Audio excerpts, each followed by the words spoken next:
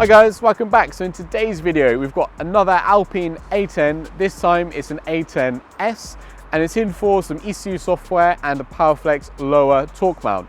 So obviously with the ECU software, this is the first one that we've done. So it'll be interesting to see what kind of power and torque we make. So we'll be improving or optimizing rather the fuel and ignition boost, all of the maps inside the ECU to improve the power output and torque output.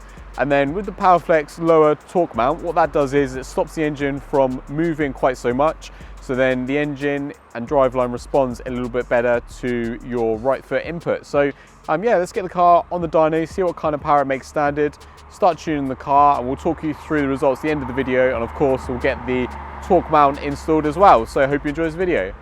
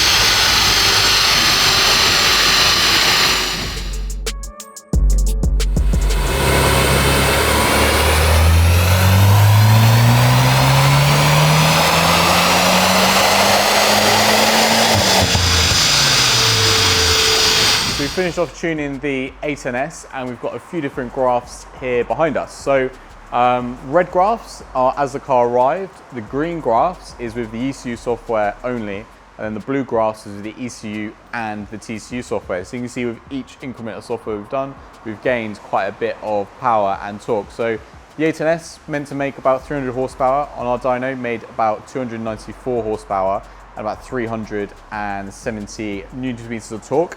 And it's going away now with 316 horsepower and 404 Nm meters of torque. So you gained about 35 Nm meters of torque, and then you're looking at around 22 horsepower with just the ECU software. And then with the TCU software, what we do is you optimize like the clamping pressure, the torque limits, also the rev limit of the car as well, so we can get a little bit more power and torque from the car, which is exactly what we've got. So it jumps from that 295 figure all the way up to 325. And then a slab more torque as well, so up from 370 to 427 newton meters of torque. So really big difference before and after.